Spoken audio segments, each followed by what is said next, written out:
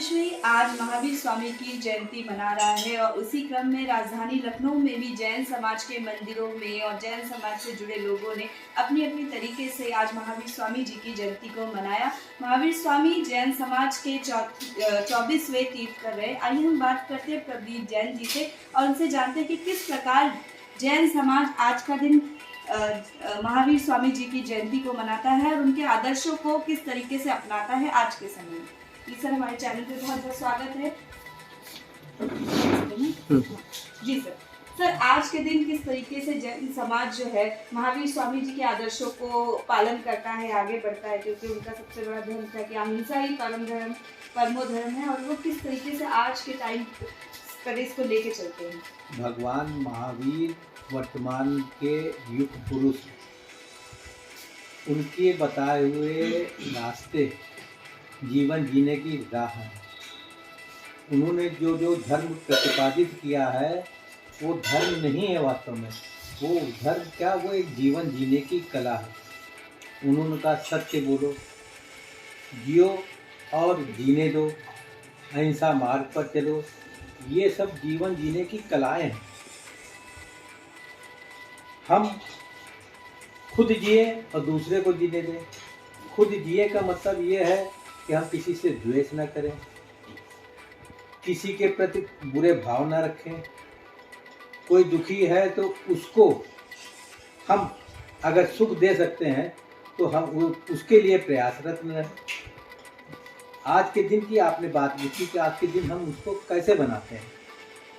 हम प्रातः भोर में पूर्व जो समाज के लोग हैं मंदिर पे इकट्ठा होते हैं।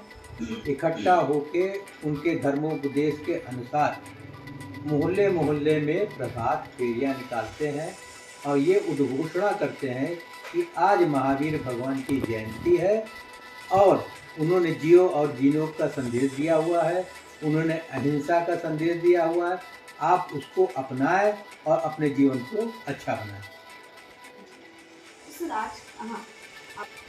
लखनऊ जैन समाज जो है वो सुबह 4 बाग जैन मंदिर में एकत्रित होती है पूरी, और वहाँ से भगवान महावीर की रथ यात्रा प्रारंभ होती गाजे बाजे के साथ, झांकियों के साथ। और पूरे समाज को, पूरे लखनऊ समाज, क्योंकि सर्व समाज को लेके जैन धर्म चलता है।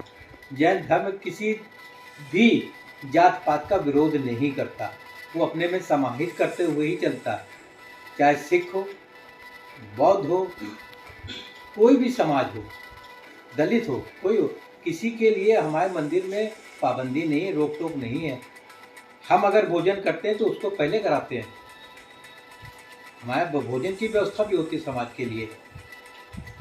तो ये रथ यात्रा प्रारंभ होती है। ये रथ यात्रा प्रारंभ होकर नाका इंडोला आती है। नाका इंडोला से गणेशगंज होते हुए, और गणेशगंज के होते हुए जितने भी जैन समाज के परिवार उस रास्ते में रहते हैं वो रथ रोक रोक करके उनकी आरती उतारते हैं और समाज को ये संदेश देते हैं कि भगवान महावीर को देखो कि उनका जीवन किस तरह था और उन्होंने क्या क्या उपदेश दे रखे हैं। आप उसको अपने जीवन में अपनाएं और अपने को जीवन में सफल बनाएं।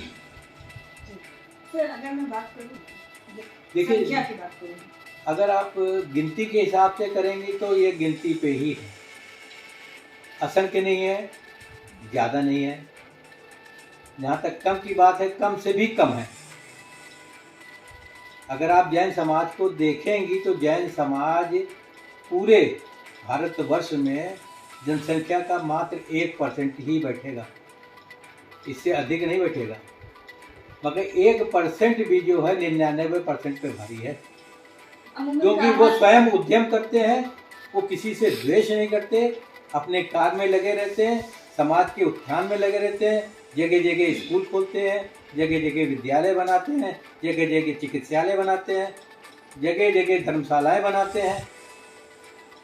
और जो ज़्यादातर ये कहा भी जाता है कि जो जैन समाज है वो बहुत, जो धर्म है जिस तरीके का, वो बहुत टफेस्ट है, क्योंकि बहुत नियम कानून होते हैं। अगर खान पान में भी देखा जाए तो बहुत सारी चीज़ें प्रतिबंधित है यहाँ पर उस चीज़ को लेकर। देखिए, जो बात आपने कही कि बात सत्य है, कि जब तक आप कोई नियम नहीं लेंगे, बगैर नियम के आप पथ पे नहीं चल सकते।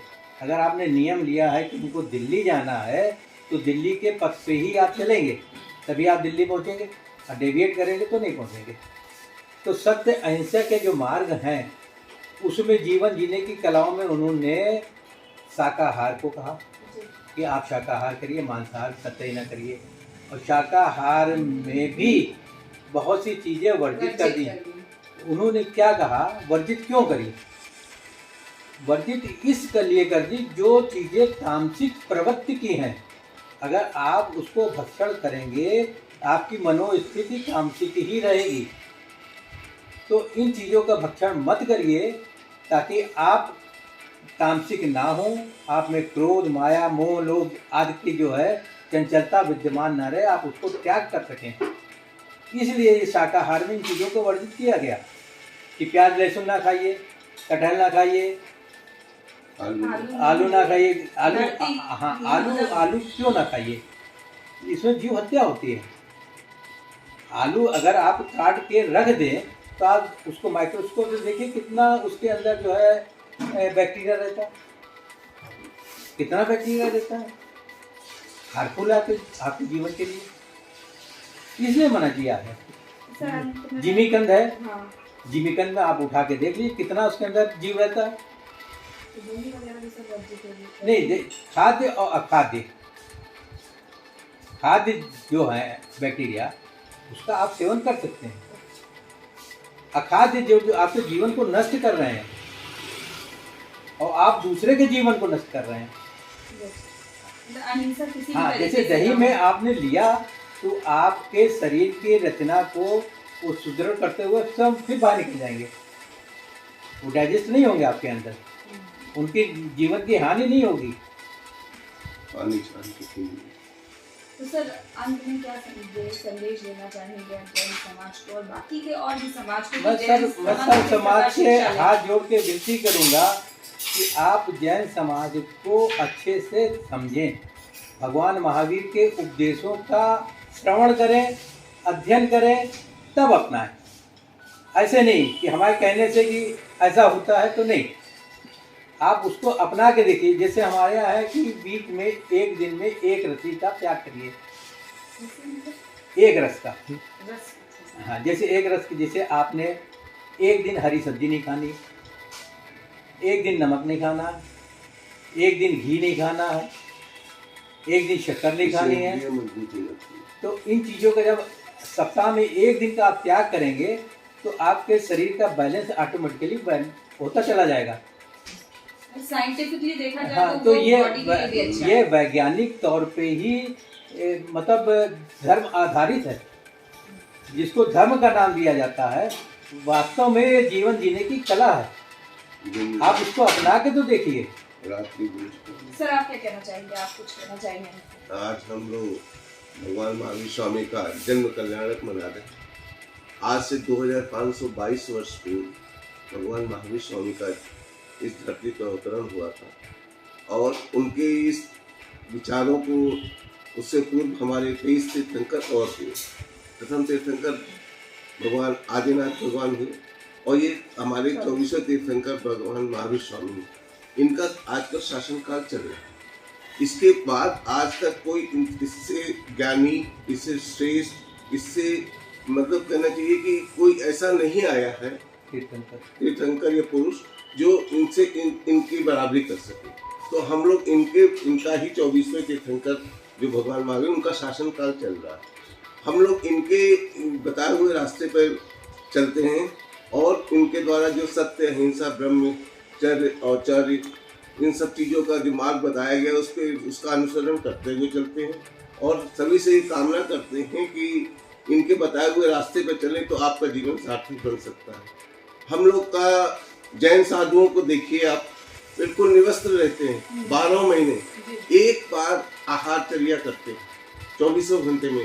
कहीं भी लखनऊ से कानपुर, बम्बई या अहमदाबाद कहीं भी जाना होता है, नंगे पैर उनका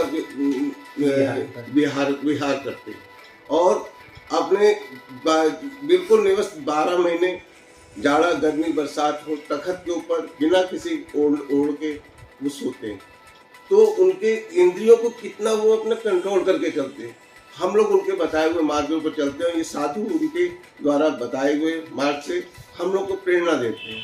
हम उस प्रेरणा को लेकर के आगे और बढ़ने का प्रयास करते हैं। जैन धर्म में एक ऐसा धर्म है, अब देखिए इसमें रात्रि भोज का भी त्याग किया गया है, रात्रि भोज का त्याग किया गया। तो रात्रि में हम लोग क्यों नहीं खाना खाते? क्योंकि असंख्य जीव जो है लाइट में ही पैदा होते हैं। सूर्य की रोशनी में वो अल्ट्रावायलेट किरणें होती हैं, जिसके कारण से ये जो मच्छर अच्छे नहीं आ पाते और हम लोग का दिन में आहारचर्या हो जाती है। इसलिए जैन धर्म का मैं सभी से अनुरोध ये करूँगा कि अधिक से अधिक संख्या में इसका अनुसरण करते हुए पालन करें और